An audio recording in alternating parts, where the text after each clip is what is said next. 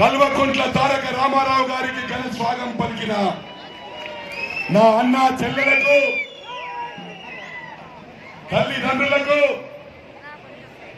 ప్రతి ఒక్కరికి కూడా పేరు పేరున నా హృదయపూర్వక నమస్కారాలు తెలియజేస్తాను. ముఖ్యంగా మా డైనమిక్ యువమంత్రి గారికి ఎన్నికలకు మున్పు ప్రమాణం చేశాను. అదేవిధంగా అన్ని వేళలా మీతో ఉంటాను. ఈ 9 కార్పొరేటర్ అభ్యర్థులు పోటీ చేసేది వారు కాదు. కేటీ రామారావు గారికి చెప్పడం జరిగింది, అన్నా నేనే పోటీ చేస్తా ఉన్నా, నాకే వాళ్ళందరూ కూడా ఓట్లేస్తారు, అభ్యర్థిని నేనే. మీ కడప వద్దకు వచ్చి ఎలాంటి సమస్య ఉన్నా ఈ 2 సంవత్సరాలు ఏ విధంగా పనిచేశానో మిగతా సమయం కూడా జై తెలంగాణ. ఇంతేనా మీ మల్కాజ్గిరి దమ్మంతా గింతేనా? उठाओ, हाथ उठाओ, मुट्ठी मुट्ठी उठाओ. जय तेलंगाना. కారు గుర్తుకే కేసీఆర్ గారి నాయకత్వం, కారు గుర్తుకే. సరే, నేను వచ్చిన పని అయిపోయింది, పోవాలనా? ఇక నేను వచ్చింది ఎందుకో మీకు తెలుసు, నాకు తెలుసు. పోవాలనా? సేపు మాట్లాడాలనా? 1 మినిట్ పక్కన, 1 మినిట్ పక్కన. గౌరవనీయులు పెద్దలు, స్థానిక శాసనసభ్యులు అన్న మైనపల్లి హనుమంతరావు గారు, గౌరవనీయులు పార్టీ ఆదేశం మేరకు ఈరోజు ఈ నియోజకవర్గంలో ఇన్ఛార్జ్ గా పనిచేస్తున్న శాసనసభ్యులు సోదరులు కోరుకంటి చందర్ గారు, ఇంకా మనోహర్ రెడ్డి గారు, సతీష్ బాబు గారు, ఉడతల సతీష్ బాబు గారు, గౌరవ మంత్రివర్యులు ఈటెల రాజేందర్ గారు, అదే రకంగా సోదరుడు జగదీష్ గౌడ్ గారు, కాబోయే గౌతమ్ నగర్ కార్పొరేటర్ సోదరి సునీత రాము యాదవ్ గారు, కాబోయే మన వినాయక్ నగర్ కార్పొరేటర్ ముందుకు రండి మేడం, రండి మీరు కొద్దిగా ఇంకా కొంచెం. కాబోయే వినాయక్ నగర్ కార్పొరేటర్ శ్రీమతి హేమలత పరశురాం రెడ్డి గారు, ఈస్ట్ ఆనందబాగ్ నుండి పోటీ చేసి మీ ఆశీర్వాదంతో కాబోయే కార్పొరేటర్ గారు ప్రేమ్ కుమార్ గారు. ఇక్కడ ప్రేమ్ ఫ్యాన్స్ ఎక్కున్నారా? ప్రేమ్ కుమార్ ఫ్యాన్స్ ఎక్కున్నారా? మనోడు ఆగేటట్టు లేడు ఇప్పుడే. పేరు పేరున ఈ కార్యక్రమానికి హాజరైన అక్క చెల్లెళ్లకు, అన్నదమ్ముళ్లకు అందరికీ హృదయపూర్వకమైన నమస్కారాలు. మీ అందరికీ శిరస్సు వంచి నా ధన్యవాదాలు కూడా తెలియజేస్తా ఉన్నా. ఆలస్యంగా వచ్చినందుకు మన్నించాలని చెప్పి కూడా కోరుతా ఉన్నా. ఎలక్షన్లు వచ్చినాయి. జిహెచ్ఎంసీకి 5 ఏళ్ల కింద ఎన్నికలు వచ్చినప్పుడు ఇదే మల్కాజ్గిరికి వచ్చి మాకు ఓటు వేయండి, పని చేస్తాం, పేద మాటగా మీ అందరికీ చెప్తే మీ అందరూ కడుపు నిండా ఆశీర్వదించి 99 సీట్లు ఇచ్చి జిహెచ్ఎంసీని మాకు అప్పచెప్పినారు. మరి 5 ఏళ్లలో ఏం పని చేసినామో చెప్పవలసిన బాధ్యత కూడా నా మీద ఉంది. ఒకసారి దయచేసి గుర్తు తెచ్చుకోండి. 6 ఏళ్ల కిందట తెలంగాణ రాష్ట్రం ఏర్పడ్డప్పుడు ఈ రాష్ట్రంలో కరెంటు కూడా లేని పరిస్థితి. ఆనాడు హైదరాబాద్ లో ప్రతిరోజు 4-5 గంటలు పవర్ కట్లు, అపార్ట్మెంట్లలో జనరేటర్లు, షాపులలో ఇన్వర్టర్లు, గందరగోళ పరిస్థితి. అట్లాంటి పరిస్థితి నుంచి ఈరోజు కేసీఆర్ గారి నాయకత్వంలో రాష్ట్రం మొత్తంలో కూడా ఇటు ఇండ్లకు కానీ, ఫ్యాక్టరీలకు కానీ, వ్యవసాయానికి కానీ 24 గంటల కరెంట్ ఇచ్చుకుంటున్నామా లేదా ఒక్కసారి ఆలోచించండి. ఆనాడు కాంగ్రెస్ ప్రభుత్వంలో కరెంటు ఉంటే వార్త హైదరాబాద్ లో, ఈరోజు తెలంగాణ ప్రభుత్వంలో కేసీఆర్ గారి నాయకత్వంలో కరెంటు పోతే వార్త అన్నది వాస్తవమా కాదా ఒకసారి అన్నదమ్ములు అక్క చెల్లెలు ఆలోచించాలని చెప్పి నేను కోరుతా ఉన్నాను. అదే రకంగా మల్కాజ్గిరి నియోజకవర్గంలో గతంలో మంచినీళ్లకు కొత్త పైప్ లైన్లు వేసి మల్కాజ్గిరి నియోజకవర్గంలో 90-95% మంచినీళ్ల సమస్య పరిష్కారం చేసి రోజు తప్పించి రోజు నీళ్లు ఇస్తున్న మాట వాస్తవమా కాదా ఆలోచన చేయండి. అదే రకంగా అరే వీడు కొద్దిగా నున్నగాయిండు ఎర్రగాయిండు గండిపేట నీళ్లు పడ్డాయిరా వీనికి అందులో కాకపోదురా. ఆ గండిపేట ఎప్పుడు కట్టినో తెలుసా మీకు? ఆ గండిపేట 1920లో కట్టిండ్రు, 100 ఏళ్ల కింద కట్టిండ్రు. ఆనాడు మూసీకి వరదలు వస్తే మోక్షగుండం విశ్వేశ్వరయ్య గారు అనే ఇంజనీర్ను ఇక్కడికి హైదరాబాద్ పిలిపించి అప్పుడు 100 ఏళ్ల కిందట ఆ చెరువు కట్టుకున్నాం. 100 ఏళ్లలో ముఖ్యమంత్రులు వచ్చినారు చాలా మంది, ప్రభుత్వాలు వచ్చినాయి చాలా, ఏ ఒక్కరు కూడా ఆలోచన చేయలేదు. మంచినీళ్ళ కోసం గండిపేట లాంటి చెరువు ఇంకోటి కట్టాలి, ప్రజలకు సేవ చేయాలి అనే ఆలోచన ఎవరు చేయలేదు. కానీ మన నాయకుడు మన కేసీఆర్ గారు పక్కనే ఉన్న షామీర్పేట మండలం మేడ్చల్ నియోజకవర్గంలో సంవత్సరంలో పూర్తి చేసి ప్రతిరోజు మల్కాజ్గిరిలో ఇంటింటికి నీళ్ళు ఇచ్చే బాధ్యత మాది అని సందర్భంగా నేను విజ్ఞప్తి చేస్తా ఉన్నాం. ఇంత ముందు చూపు ఉంటే 2050 సంవత్సరం వరకు మంచినీళ్లకు హైదరాబాద్ లో గోస లేకుండా చేస్తే మరి అది నాయకత్వం అంటే, అది కేసీఆర్ గారు అంటే. ఇక్కడికి వచ్చిన మా ఆడబిడ్డలందరికీ కేసీఆర్ గారి తరఫున ఒక శుభవార్త కూడా నేను మీకు చెప్పాలా. మీ అందరికీ కేసీఆర్ గారు ముఖ్యంగా పేదవారందరికీ నల్లా బిల్లు శాశ్వతంగా మాఫీ చేసినారు. వాటర్ బిల్ అనేది లేదు. డిసెంబర్ నెల నుంచి మంచినీళ్ళ బిల్లు లేదు. ఇక మీకు ఆ బాధనే పోయింది. మొత్తంగా 400 కోట్లు మరి కేసీఆర్ గారు ప్రభుత్వం వారే ఈరోజు ఆ భారం కూడా తీసుకోబోతా ఉన్నారు. ఈ మాట ఎందుకు చెప్తా ఉన్నా అంటే, తెలుసు కరోనా దెబ్బకి చాలా కుటుంబాల్లో ఇబ్బందులు ఉన్నాయి.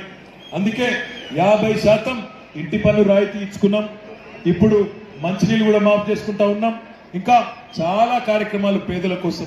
ఒక్కసారి ఆలోచన చేయండి. తెలంగాణలో ఈరోజు ముఖ్యంగా హైదరాబాద్ లో పేదవాడికి ఆకలైతే 5 రూపాయలకే భోజనం పెట్టే అన్నపూర్ణ సెంటర్ ఉన్నది. పేదవాడికి సుస్థి చేస్తే బస్తీ దవాఖానా ఉన్నది. లగ్గం చేసుకుంటే కళ్యాణ లక్ష్మి షాదీ ముబారక్ కింద 1,00,000 రూపాయలు ఇచ్చే మనసున్న ముఖ్యమంత్రి మేనమామ ఇస్తాడో లేదో తెలియదు, కానీ కేసీఆర్ గారు మాత్రం మా ఆడబిడ్డలకు 1,116 రూపాయలు మీకు ఇస్తా ఉన్నారు. ఆ బిడ్డ కడుపులో ఒక నలుసు పుడితే ఈరోజు కేసీఆర్ కిట్ కింద మగబిడ్డ అయితే 12,000, ఆడకూతురు అయితే 13,000 రూపాయలు ఇస్తున్నది కేసీఆర్ ప్రభుత్వం.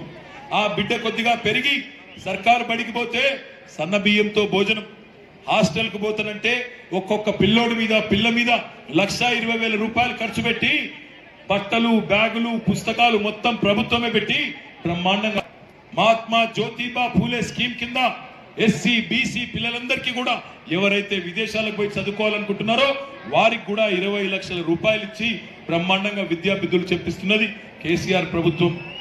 ఏం చేసిండ్రు మీరు హైదరాబాద్ లో అంటే, గల్లీకి పెట్టుకున్న సీసీ చూడండి. 5 లక్షల సీసీ కెమెరాలు పెట్టుకున్నాం, బ్రహ్మాండమైన ఎల్ఈడి లైట్లు పెట్టుకున్నాం. 5 ఏళ్లలో కొన్ని రోడ్లు కూడా బాగు చేసుకున్నాం, ఇంకొన్ని చేయాల్సినవి ఉన్నాయి. నేను కంటోన్మెంట్ రోడ్లను వాళ్ళు మూసేస్తున్నారు. मौलाली मुमताज फातिमा मैं बोलता हूँ बेफिक्र रहो, मुमताज फातिमा को जिताने के लिए मैं बोलता हूँ बेफिक्र रहो, चुपचाप रहो, थोड़ी देर दया करो मेरे. మనమేమో కొత్త రోడ్లు వేస్తే వాళ్ళేమో ఉన్న రోడ్లు మూస్తున్నారు. ఆలోచన చేయండి. 1,00,000 మంది ప్రజలకు అసౌకర్యం కల్పిస్తున్నది వాళ్ళు కాదా? మొత్తం ఉన్న రోడ్లు మూసేసి గందరగోళం పరిస్తా ఉన్నారు. ఈ ప్రాంత ప్రజలకు ముఖ్యంగా ఆందోళన అయిపోయింది. బండ్లు కూడా చాలు చేసినాం, బండ్లు పోతూనే ఉన్నాయి. కావాలంటే పై చూసుకోవాలని విజ్ఞప్తి చేస్తా ఉన్నాం. ఆర్యూబీ అయిపోయింది, ఒక సైడ్ తెరిచినాం, ఇంకో సైడ్ వారం రోజుల్లో తెరుస్తాం. ఇక ఆల్లు కూడా పోయింది. నన్ను చాలా మంది చాలా రోజుల నుంచి అడుగుతున్నారు. అది నాకెందుకో కానీ అక్కడ వాళ్ళు కోర్టుల కేసేసిండ్రు, దాంతో కొంత ఆలస్యమైన చెప్తా ఉన్నారు. ఈరోజు మీరు చాలా డైలాగులు కొడతా ఉన్నారు. మొన్ననే కిషన్ రెడ్డి గారిని నేను అడిగిన, కిషన్ రెడ్డి అన్న మరి ఈరోజు హైదరాబాద్ లో నువ్వేం చేసినావు అంటే, టిఆర్ఎస్ ప్రభుత్వం ఏం చేసింది అంటే 100 పనులు చెప్తా, పేదవారికి అండగా ఎట్లున్నామో చెప్తా, నువ్వు ఒక్క పని చెప్పన్నా మీ మోడీ ప్రభుత్వం హైదరాబాద్ లో చేసిన ఒక్క పని చెప్పని అడిగిన. చెప్తా ఆయన ఏమంటాడు తెలుసా? అన్ని పనులలో మేము కూడా ఉన్నాం కదా, గింతనో అంతనో. నేను అందుకే లెక్కలు తీసుకున్నా, ఎందుకన్నా మంచిదని చెప్పి మొత్తం లెక్కలు తీసి 4 కోట్ల మందిని మనం కేంద్రానికి పన్నుల రూపంలో కట్టింది 2,72,000 కోట్ల రూపాయలు. 2,72,000 కోట్ల రూపాయలు. మరి కేంద్రం నుంచి మనకొచ్చింది ఎంతో తెలుసా? తెలంగాణకు 1,40,000 కోట్లు. అంటే రూపాయి పోతే ఆటానా వాపసు వచ్చింది. కానీ వాళ్ళ పోజులు ఎట్లుంటాయంటే అమిత్ షా గారు వస్తారు, हमने 1 लाख करोड़ दिया तेलंगाना को अंटू 1 लाख करोड़ कहां से दिया, हमारा आटा ना ले लिए और उल्टा हमारे को बोलते 1 लाख करोड़ दे दिया। आलोचिंचंడి अमित शाह साहब, मैं आपसे कहना चाहता हूं, लेन देन की बात आती है, लेने देने की बात आती है, तो अगर किसी ने किसी को दिया तो तेलंगाना ने आपको दिया। 1,30,000 करोड़ हमने दिया। इस देश के विकास में, इस देश के तरक्की में हम भागीदारी है। మార్కెట్ లో ఆయన ఏమంటున్నాడు, బండి పోతే బండి ఫ్రీ, కారు పోతే కారు ఫ్రీ, ఇల్లు పోతే ఇల్లు ఫ్రీ, మనిషి పోతే మనిషి ఫ్రీ, ఏది పడితే అది ఫ్రీ। ఏ ఇష్టం వాళ్ళ నోటికి మొక్కాలి। ఒక్క మాట ఆలోచన చేయండి, మొన్న వర్షాలు వచ్చినాయి, వరదలు వచ్చినాయి, చాలా మంది పేదవాళ్ళకి నష్టం జరిగింది, ఇళ్లకు నీళ్ళు వచ్చినాయి। కేసీఆర్ గారు వెంటనే స్పందించి ఇంకా వర్షం కూడా బంద్ కాలే, పేదవాళ్ళకి సాయం చేయాలని చెప్పి 10,000 రూపాయల చొప్పున 6,64,000 కుటుంబాలకు ఇస్తే 664 కోట్ల రూపాయలు మంజూరు చేస్తే అది కూడా నచ్చలే వాళ్ళకు।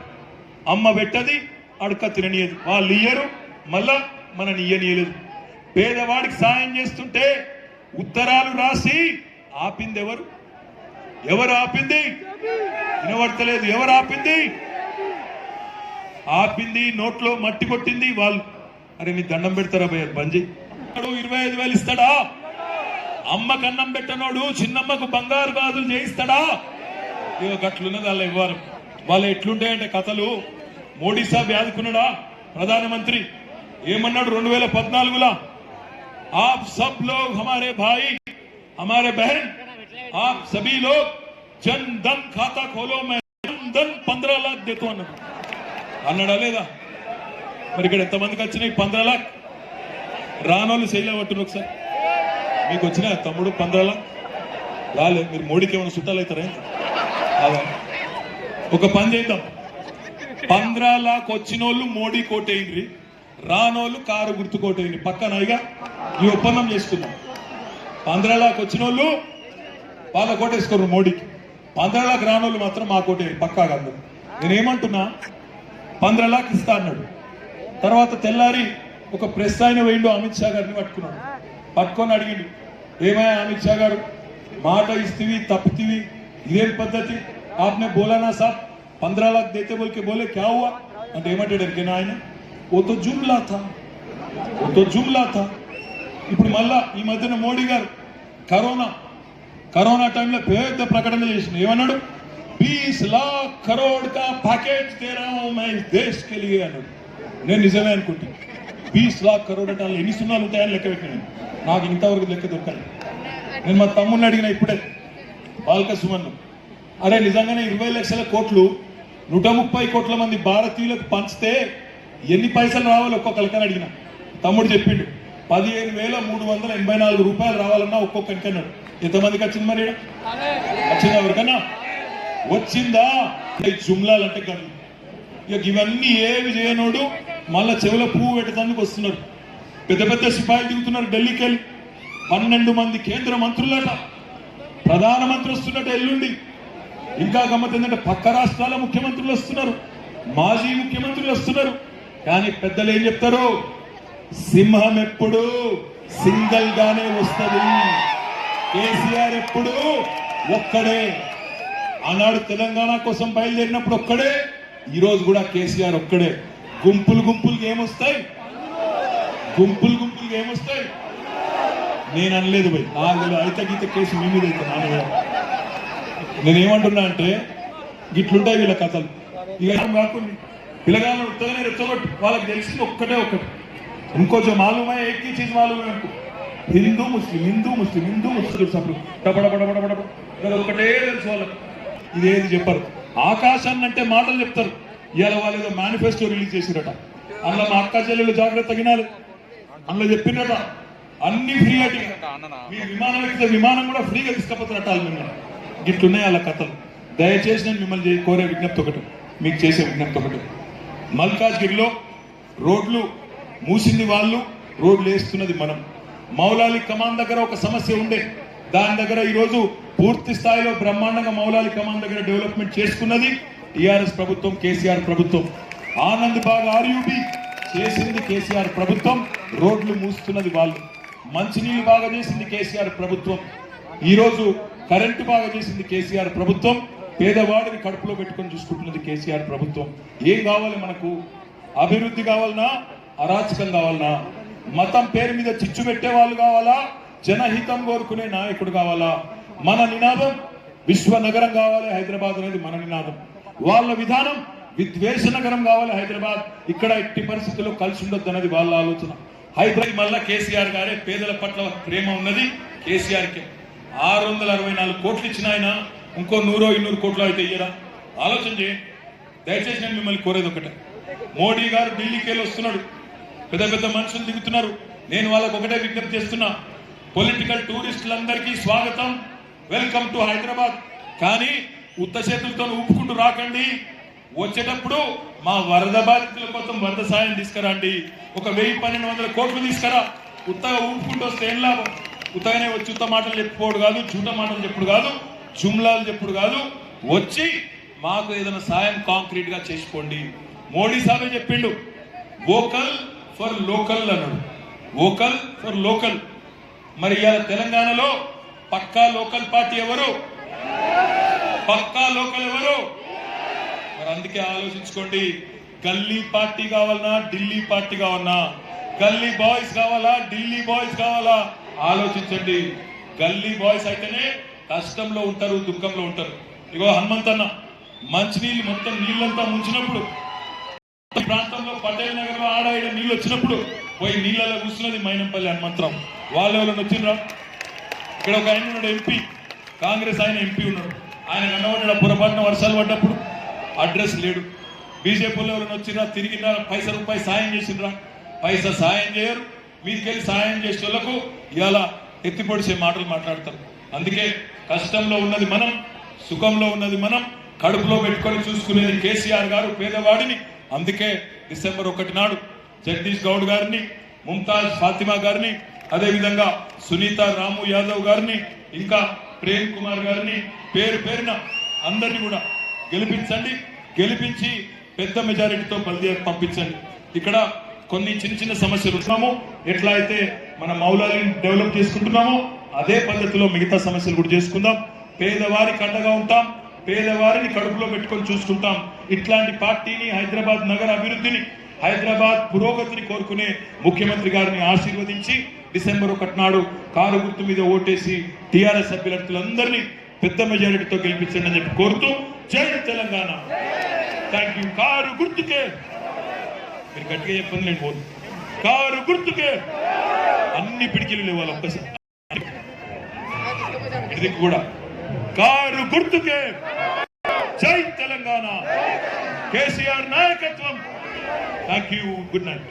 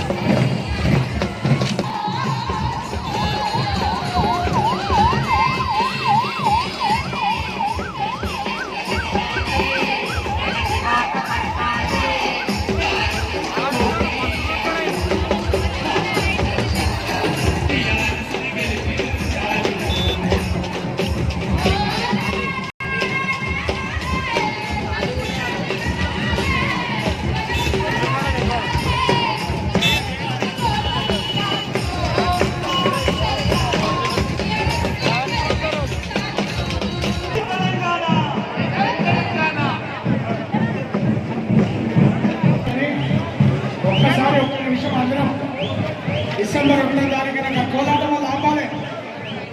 నా కోలాటం వేసుకోండు. ఆ కోలాటం వేసుకోండి. ఏ బాబు వినబడుతుందా నీకు? ఒక నిమిషం ఆపు. ఆ డబ్బులు కూడా ఆపాలి. చట్టం తీస్తాను. ప్రతి ఒక్కరూ మరొకసారి గట్టిగా జై తెలంగాణ, జై తెలంగాణ, ఆరు గుర్తుకే, ఆరు గుర్తుకే, జై కేసీఆర్. డిసెంబర్ 1వ తారీఖున ఏం చేయాలి?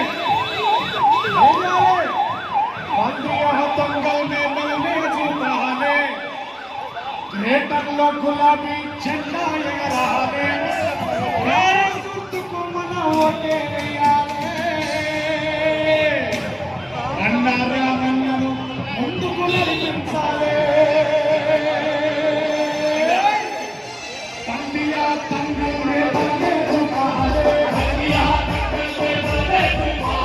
గ్రేటర్లో గులాబీ జెండా ఎగరాలి.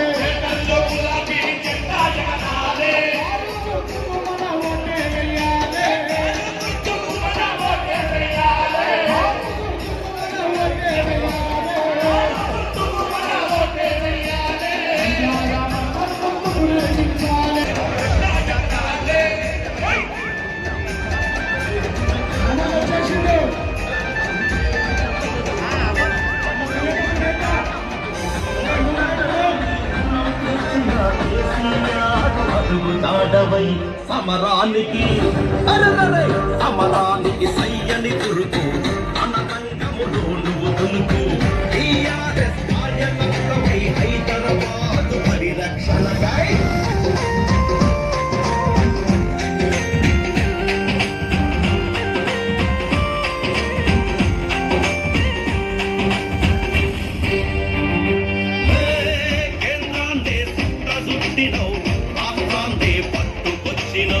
కేంద్రాందే సుట్టినవు రాష్ట్రాన్నే పట్టుకొచ్చినవు.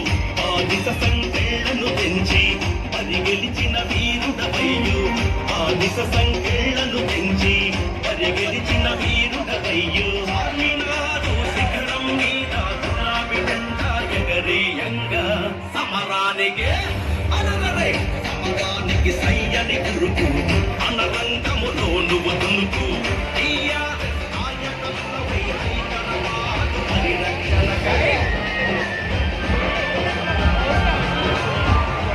హలో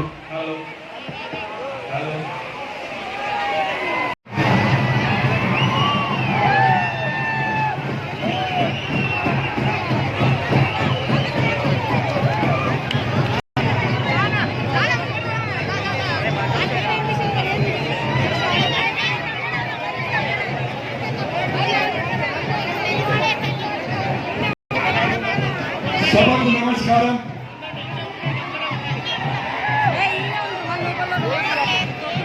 మల్కాజ్గిరి కుటుంబ సభ్యులు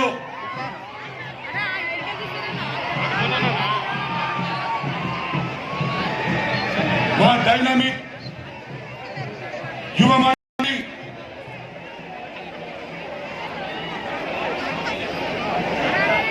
మున్సిపల్ శాఖ మంత్రివర్యులు